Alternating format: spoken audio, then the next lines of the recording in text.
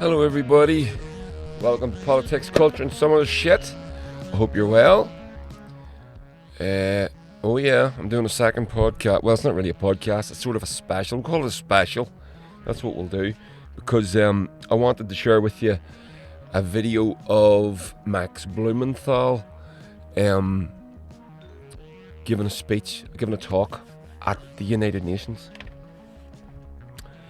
So that's pretty good. I'm going to do another couple of things after this, and I'm going to throw them up onto my Patreon first, because those guys are saints and they never complain at me. You know what? I'm going to put my hat on because I don't like the way my hair's looking. So there we go. Right, that's better. Yeah. So head over to my Patreon. It's £1 a month. That's it. One tier, and you get sporadic podcasts at best. we'll call it sporadic. So I'm going to talk about some other stuff. I'll show you after this video. I'm going to be talking about the theme dropped out there. It was rather harsh, wasn't it? So these few things that I've got bookmarked, and there's something that I do want to talk about. So you can see there on the screen, I'm going to talk about All Ireland island trade from the north to the south has increased greatly since Brexit. Things like that. You know, I don't talk much about Northern Irish politics because it's so boring. But there's one there you can see maybe at the top. Actually, you can't see it on the screen right now because it's not allowing it to do that. But there's been something I've been aware of for quite a while. There it is there. Socialists. Why do leftists tend to dislike liberals? I'm going to talk about that. Not on this video, in another one. And I follow a lot of movie review guys on YouTube. The big one, like Nerdrotic and Critical Drinker and guys like that. And I don't know their politics, but I've watched enough of their videos to know that they'll probably be probably right-wing guys. Capitalists, things like that. I think they would be comfortable enough with that label, identifying as that, or sorry, just turn my mic down. It's just peaking a little bit. I think they'll be happy enough for that, and that's fine. I don't give a shit, But I just follow them for their insights into certain movies. But I've noticed that a lot where they conflate liberalism with socialism. So there's heavy-handed messaging, political messaging that's going on in movies, like some movies at the minute, the big Hollywood stupid superhero things. And I've heard them use, basically, not just those guys, lots of guys like that, and they use the word socialism where they should be using the word liberalism. There's a difference. So we're going to talk about it, but not in this video, in another one. So I wanted to show you this. Max Blumenthal went in front of the UN, and you can see there in the article on the screen. I'm going to play the video in its entirety. It's like a 12-minute speech. I'll stop it. I'll watch it with you, and I'll stop it, and I'll explain a few things if you need, as we go, and we'll get through it together. It says there, Max Blumenthal in his article on the Grey Zone, and you should go to thegreyzone.com and you should follow those guys on all the socials. They're really, really good. Him and Aaron Matei.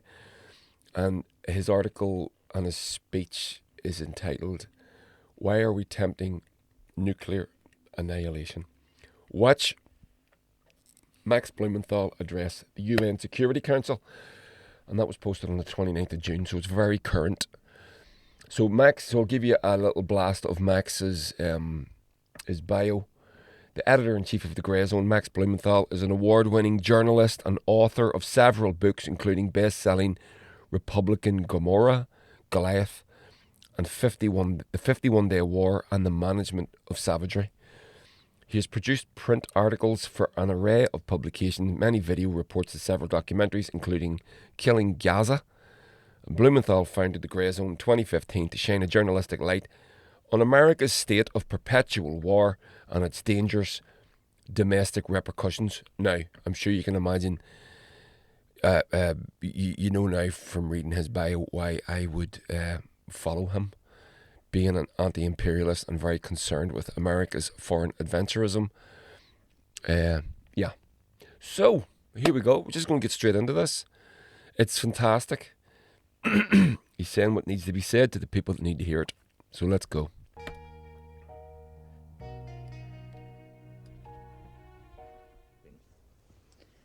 I now give the floor to Mr. Max Blumenthal.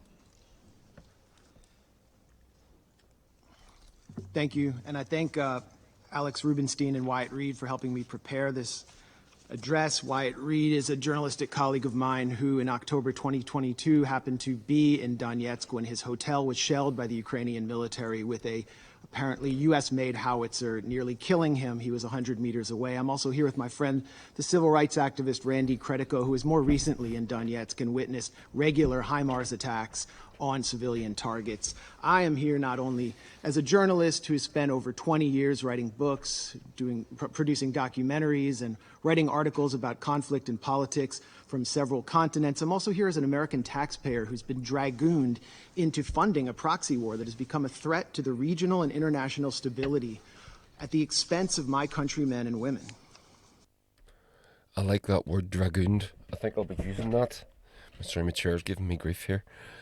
That's a good word, dragooned. Enjoy it. Just June 28th, as emergency crews worked to clean up yet another toxic train derailment in the United States, this time on the Montana River, further exposing... So he's referencing, remember I did a video on the Ohio toxic spill? There's been more since then. There's been more on that same river. It's insane. These things are ongoing.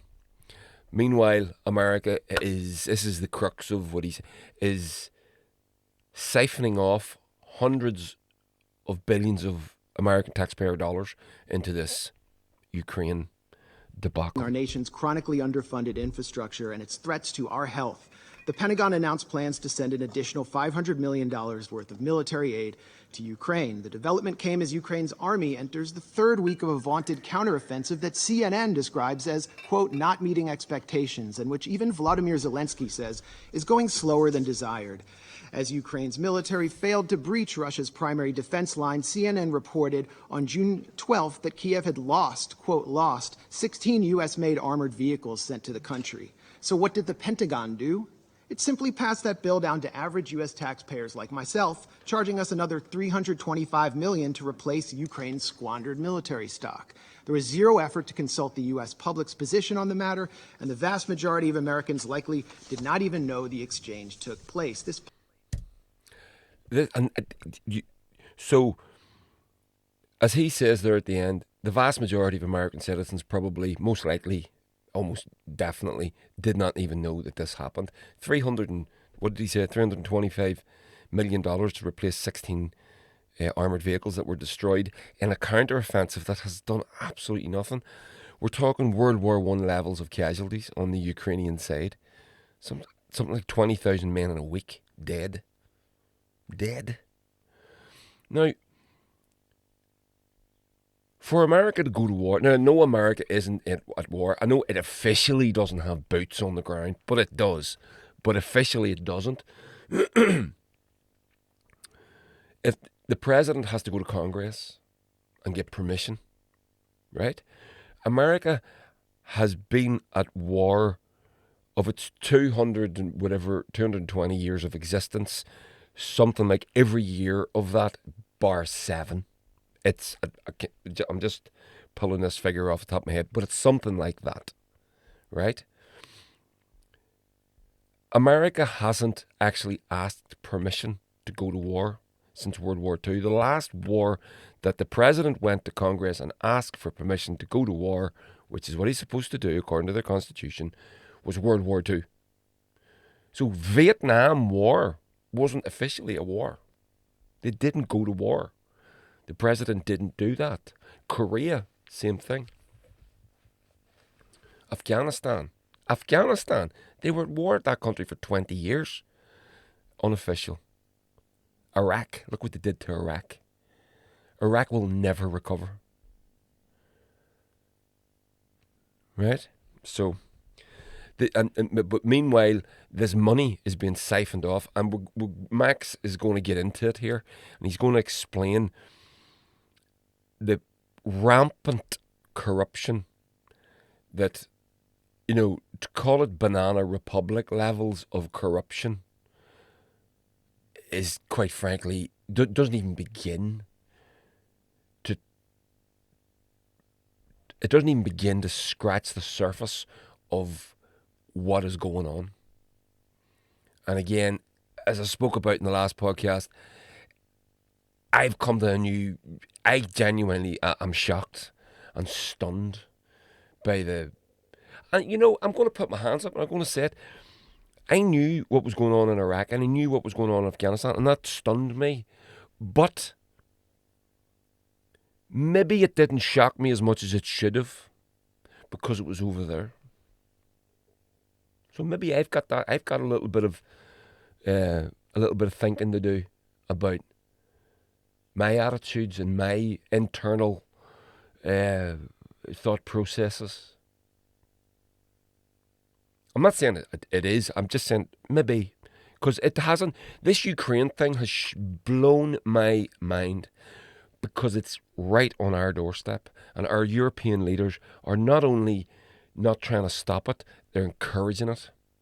They're encouraging two nuclear-armed powers to go at each other's throats in their backyardens, in their own not other people's backyardens, like Iraq and Afghanistan, everywhere.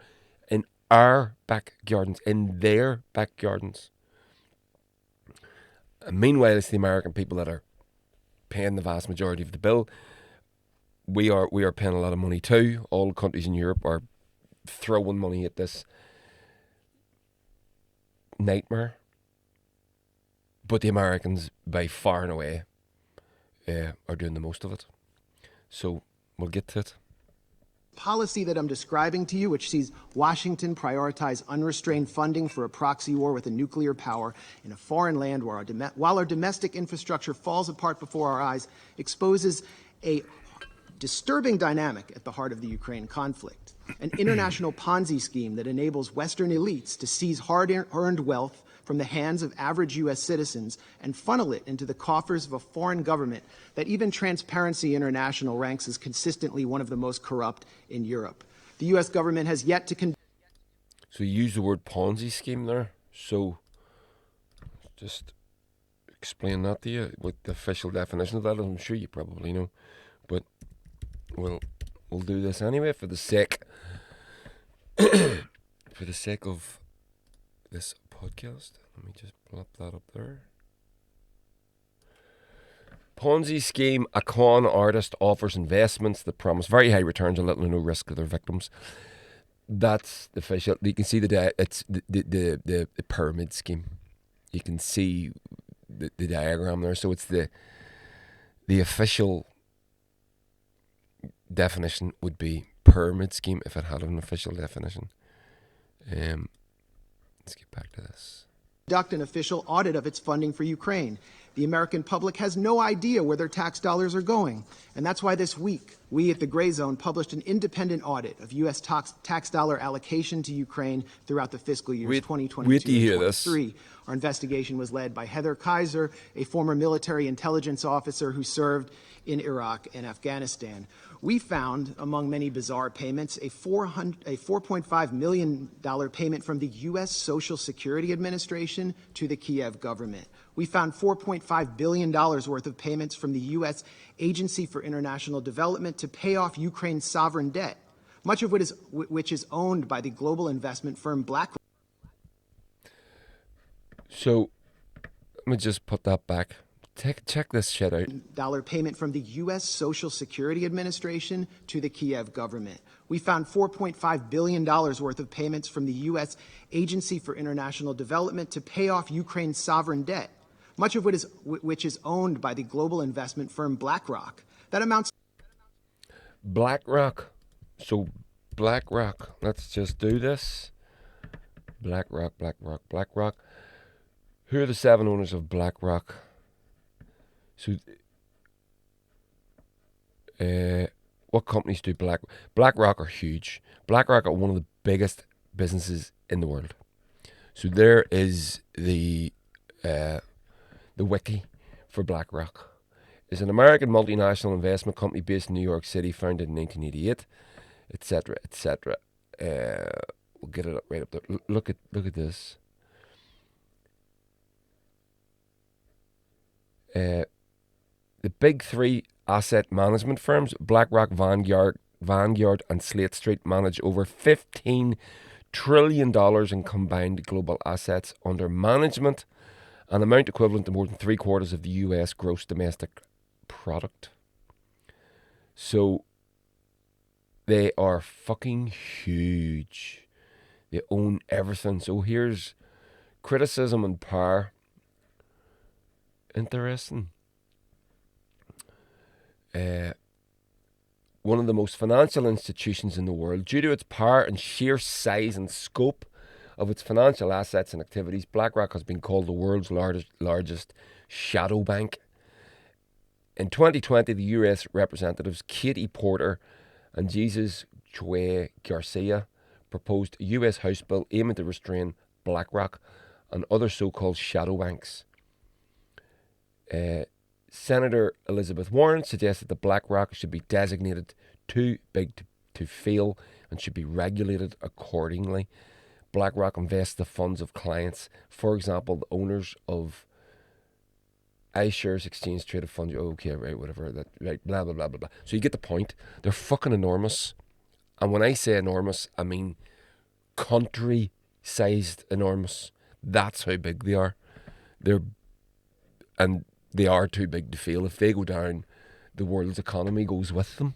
That's how huge they are. So various companies, branches of the American government are paying off Ukrainian national debt. US government offices and bodies are paying off Ukrainian national debt. And who are they paying it off to? People like, but mostly, I mean, make no mistake, BlackRock, we're not talking about like BlackRock own 5% of you. It's not, it's like, it's going to be more than that. It's going to be 50, 60, 70%. The money's going straight to BlackRock. That's where he's getting the Ponzi scheme reference from. So that's a clear illustration, right? To $30 taken from every U.S. citizen at a time when 4 in 10 Americans cannot afford a $1 payment from the U.S. Social Security Administration to the Kiev government. We found $4.5 billion worth of payments from the U.S. Agency for International Development to pay off Ukraine's sovereign debt, much of which is owned by the global investment firm BlackRock. That amounts to $30 taken from every U.S. citizen at a time when 4 in 10 Americans cannot afford a $400 emergency. We found tax dollars earmarked for Ukraine, padding the budgets of a television station in Toronto, a pro-NATO think tank in Poland, and believe it or not, even rural farmers in Kenya. We found tens of millions to private equity firms, including one in the Republic of Georgia, as well as $1 million payment to a single private entrepreneur in Kiev. Our audit also revealed the Pentagon's $4.5 million contract with a company called Atlantic Diving Supply to provide Ukraine with unspecified explosives equipment. This is a notoriously corrupt company that none other than Tom Tillis, the chairman of the Senate Armed Services Committee, previously lambasted for its, quote, history of fraud. Yet once again, Congress has failed to ensure these shady payments and massive arms deals are properly tracked. In fact, much of the military and humanitarian aid shipped to Ukraine has simply vanished. Last year, CBS News quoted the director of a pro-Zelensky nonprofit in Ukraine who reported that only 30% of aid was reaching the front lines. So that was from last year now. And 30% of aid, and it wasn't just what they reference as non-lethal aid, it was the lethal type as well. There was a report from a few months ago where we saw that shoulder-mounted rocket launchers were actually turning up in gang war in the hands of Mexican drug cartels in Mexico. So they got from Ukraine to Mexico. Maybe they never got to Ukraine at all. And then that investigation that Max Blumenthal referenced there also noted that there actually was no accounting of what happened to the weapons. The weaponry was just dumped into Ukraine, and then it just disappeared. And as he referenced in the report, only 30% of the weaponry was actually getting to the front line, or getting into the arms of soldiers. So where was the rest of it going? We know that it's turned up in Africa. We know it's turned up in wars, the conflicts in the Middle East, and we know for a fact that it's turned up in the hands of drug cartels in Central America. Any notion that this is some sort of that there's any good intention from anybody involved in this is a lie. And it's a easily demonstrable lie. Back to the video.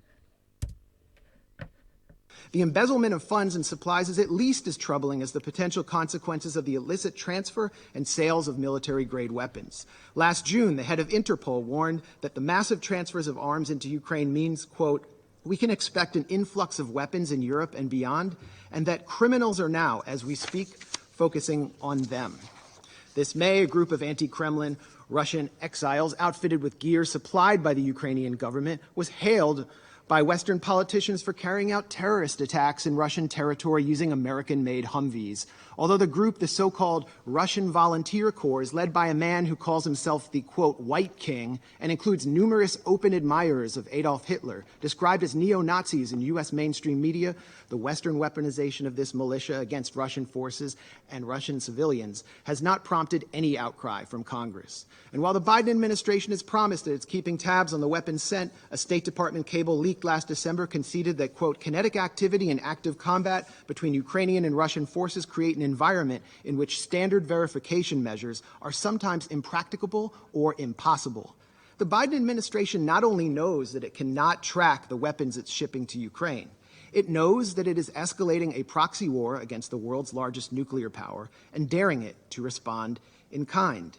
We know this because back in 2014, and this timeline is so important, that's when NATO Secretary General Jens Stoltenberg said that the war started following a U.S.-backed coup d'etat. President Barack Obama rejected demands from Kiev to send lethal offensive weaponry because, as the Wall Street Journal put it, he had a, quote, long-standing concern that arming Ukraine would provoke Moscow into further escalation that would drag Washington into a proxy war. When Donald Trump entered office in 2017, he attempted to hold the line on Barack Obama's policy, but was soon branded a Russian puppet by the Beltway press corps and the Democratic Party for refusing to send Raytheon's Javelin missiles to the Ukrainian military. His reluctance to send the Javelins became a central theme of his impeachment, and he predictably relented as U.S. made offensive.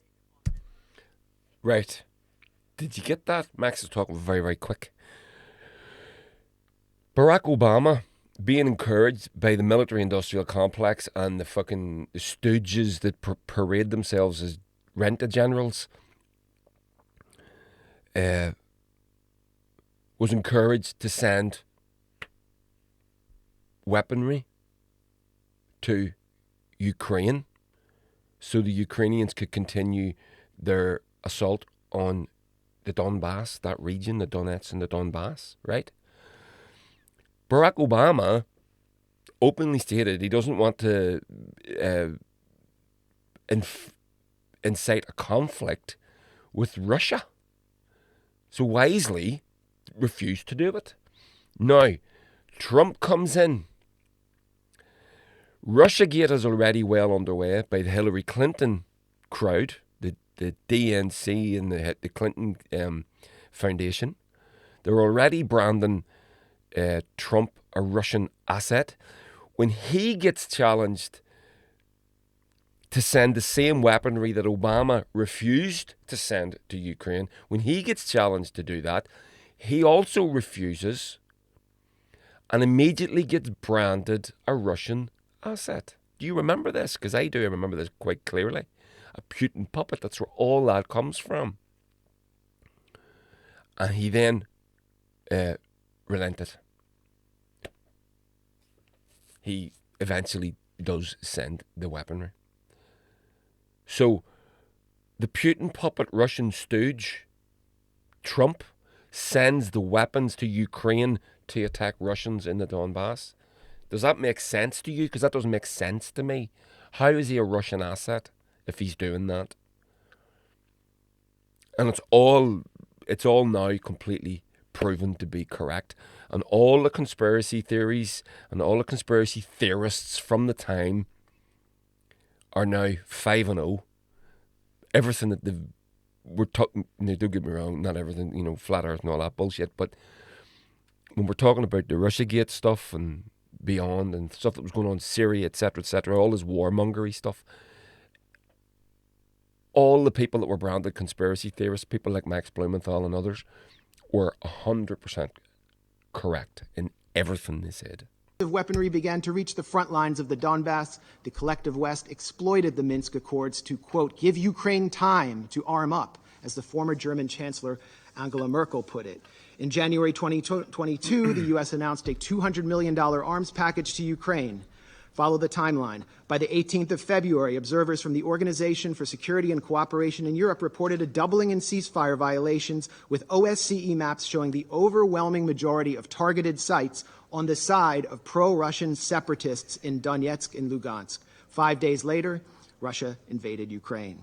And since then, the U.S. and its allies have been scurrying up the escalation ladder at every opportunity. Quote, things we couldn't give in January because it was escalatory were given in February, a former State Department official complained after meeting with Ukrainian counterparts.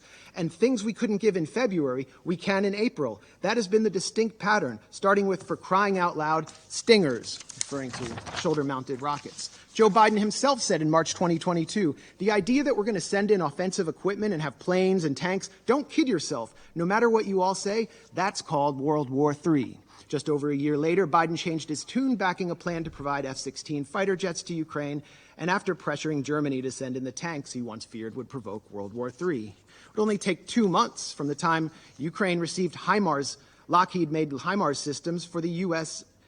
For the Ukrainian military to begin targeting critical infrastructure, using them to strike the Antonovsky Bridge over the Dnipro River, and again 2 months later in a test strike on the Kakhovka Dam to see if the Dnipro's water could be raised enough to stymie Russian crossings, as the Washington Post reported. 3 weeks ago. So, do you see what he said there? The escalatory trajectory of what's been going on. Barack Obama wouldn't allow Raytheon's shoulder-mounted Stinger missiles. Trump relents and under pressure allows these Stinger missiles that Barack Obama wouldn't allow in. Then Biden says, we're not going to be sending in tanks and we're not going to be sending in aircraft. We're not going to do that because it's World War III if we do. We're not going to send HIMARS made by Lockheed Martin. That's those trucks with the big rockets on the back of them. That's what those are. So they go in. So the Stingers go first, and then the HIMARS, and they say, oh, no, this is as far as we'll go. We're not going to send tanks. So then eventually they send the tanks, the Leopards. The Germans send the Leopards, and the Americans send the Bradleys. And Vladimir Putin, and now they're sending F-16s. You can send all this equipment if you like. It takes years and years and years of training and a very integrated infrastructure and support network to be able to work these pieces of advanced equipment effectively, especially in a war situation. You can't just give people a tank and go, right, there you go, that's great for you now. They'll just get turned into ash, which is exactly what happened. And Vladimir Putin said the other week, first they sent their tanks and now they're all on fire. And if they send their aircraft, they'll go the same way. I paraphrase, but it was basically along those lines. And this is what's happening. So you go, who's benefiting from this? Well, Max Blumenthal will get to this, but I guess you can figure it out by now. You've got it. But Max is going to read the receipts. The Kakhovka Dam was destroyed, triggering a major environmental catastrophe. that caused mass flooding and contamination of the local water supply. Ukraine, of course, blames Russia for this attack, but has produced no evidence. Around this time, Ukraine also baselessly accused Russia of planning a provocation at the Zaporozhye nuclear plant. This triggered a resolution by Senators Lindsey Graham and Richard Blumenthal, no relation to me, calling for NATO to intervene directly in Ukraine and attack Russia if such an incident occurred. The move by Blumenthal and Graham thus established a de facto red line for initiating U.S. military action, much like the one set down in Syria, which, as a former U.S. diplomat commented to journalist Charles Glass, was an open invitation to a false flag.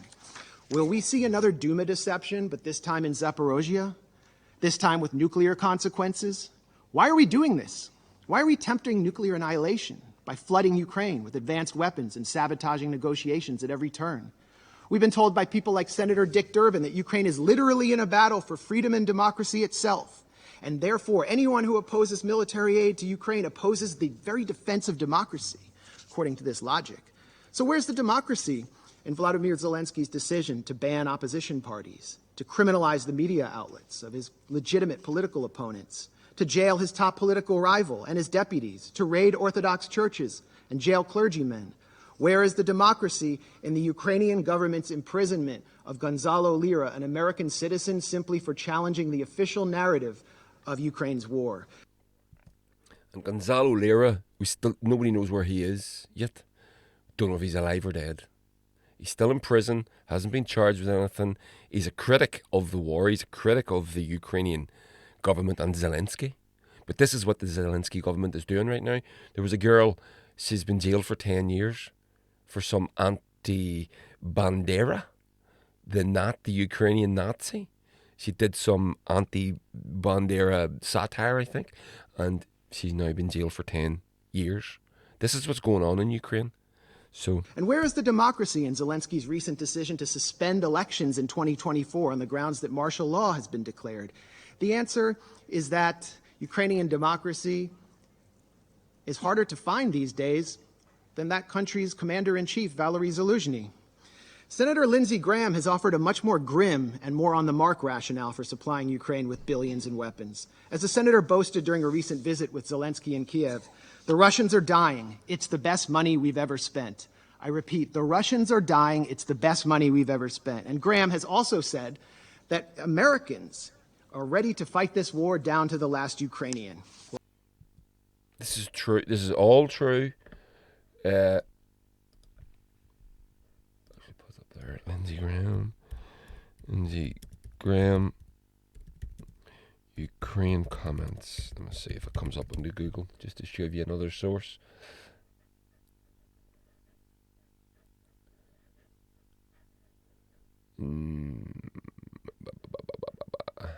There you and well, he did say that I should have pulled this up for you earlier, but this is the blowback that Lindsey Graham has gotten. This is from, let me see, The Hill, and it's just the top. So, Russia issues arrest warrant for Lindsey Graham after Ukraine comments. Fucking prick. Good. Russia's Interior Ministry has issued an arrest warrant for Senator Lindsey Graham after he praised U.S. military aid to Ukraine as the best money we've ever spent. Russian officials reacted to the video of Graham's meeting Friday with Ukrainian President Vladimir Zelensky, in which Graham acknowledged Russians are dying and later said it's the best money we've ever spent. The South Carolina senator, he claims it was edited to make him look like he said it, but he fucking did say it. I seen it. The South Carolina senator Monday said, it brings me immense joy to know that his support for Ukraine has drawn the ire of Russia and Putin's regime. I will wear the arrest warrant issued by Putin's corrupt immoral government as a badge of honor. Blah, blah, blah, blah, blah. Yeah. So Graham is what's widely referred to as a chicken hawk. In favour of every war so long as he doesn't have to fight it. So there we go. While official casualty numbers are strictly classified, we must worry that Ukraine is well on its way to fulfilling the senator's ghoulish fantasies. As a Ukrainian soldier complained this month to Vice News, We don't know what Zelensky's plans are, but, quote, it looks like the extermination of its own population, like of the combat-ready and working-age population. That's it. Indeed, military cemeteries in Ukraine are expanding almost as rapidly as the Northern Virginia McMansions and beachfront estates of executives from Lockheed Martin, Raytheon, and assorted Beltway contractors benefiting from the second highest level of military spending since World War II. These are the real winners of the Ukraine proxy war, not average Ukrainians or Americans or Russians. The winners, or Europeans for that matter, the winners are people like Secretary of State Tony Blinken, who spent his time between the Obama and Biden administrations launching a consulting firm called West Exec Advisors, which secured lucrative government contracts for intelligence firms and the arms industry. Blinken's former partners at West Exec include Director of National Intelligence Avril Haines, CIA Deputy Director David Cohen, former White House Press Secretary Jen Psaki, and almost a dozen current and former members of Biden's national security team. Defense Secretary Lloyd Austin, for his part, is a former and possibly future board member of Raytheon, and an ex-partner of Pine Island Capital Investment, which collaborates with West Exec and which Blinken himself has advised. Meanwhile, the current U.S. ambassador to this body, the UN, Linda Thomas Greenfield, is listed as a senior counsel at the Albright Stonebridge Group, a self-described commercial diplomacy firm that also finesses government contracts for the intelligence and arms sector, and which was founded by Madeleine Albright, infamously known for her comments that the deaths by sanctions of 500,000 Iraqi children were worth it. So while military-age Ukrainian men are ripped off the streets by military police and sent to the front lines, the financially and politically connected architects of this proxy war are planning to walk through the revolving door to reap unimaginable profits once their time in the Biden administration is over. For them, a negotiated settlement to this territory. So the very people that are in charge of the government in America are also on the boards of companies that are directly, massively profiteering from this conflict. Pyramid scheme, Ponzi scheme, right? You get it now? Does that seem just to you? Does that seem... it is legal, but legal and just are two different things. What's right and what's legal are not the same thing. But does this mean the girlishness of this, when you're considering the vast numbers of Ukrainian manhood that is being pummeled into dust? 150,000 human lives and counting just on the Ukrainian side. The losses on the Russian side are significant also, but not anywhere close to that. And as this war is dragging on and the equipment that the Ukrainians are getting is becoming less and less effective, and the soldiers that are being expected to do the fighting are less and less elite,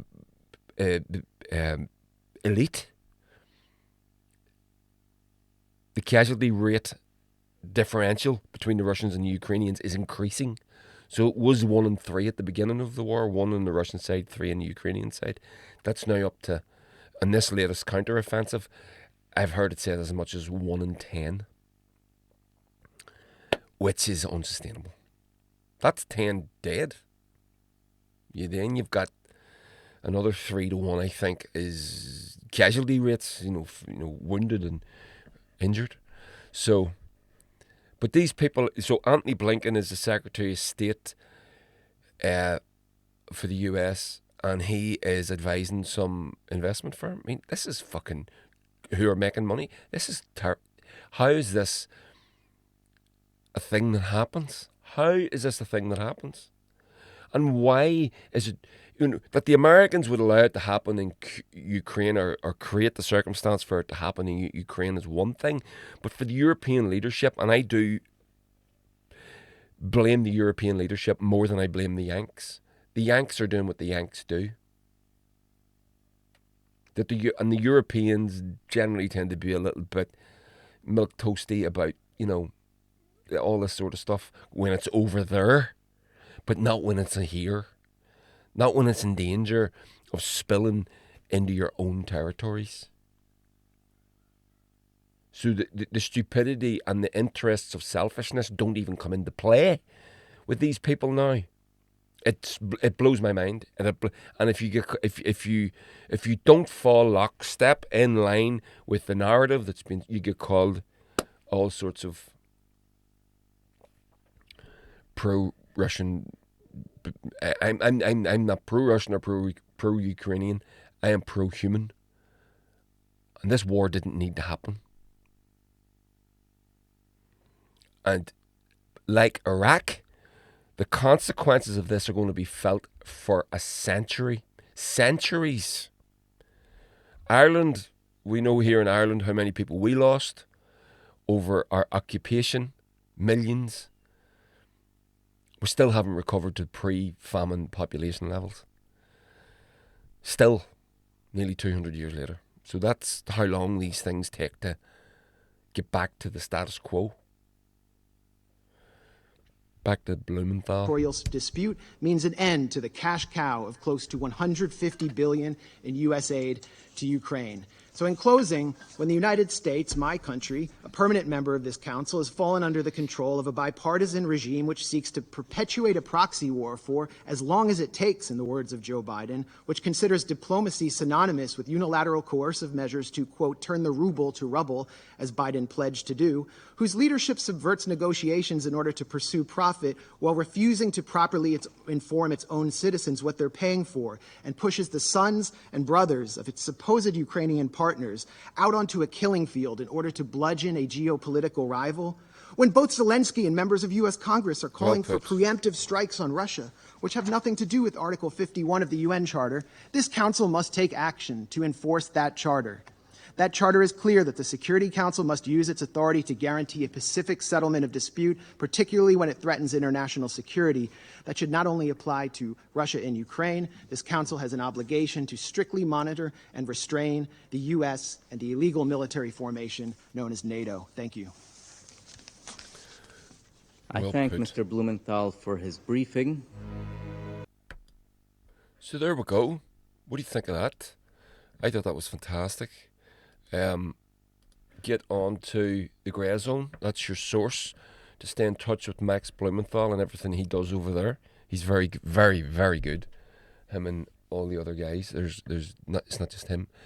There's a few of them over there, and they're doing great work at exposing the corruption and as he says in his bio, America's state of perpetual war and its dangerous domestic repercussions. So there we go. Done. What do you think of that? Hope you appreciated that little video. I'm going to throw this up onto the YouTube. Going to put it up onto my Patreon. So if you want to, you can follow me over there. You can follow the Twitter account and Instagram, and I have a TikTok, which I don't even use it. I can't be bothered. TikTok is a fucking mess, isn't it? I'm too old. So anyway, head over to Politics, Culture and some other shit. Like, share, subscribe, and all that good shit. Catch you on the flip side.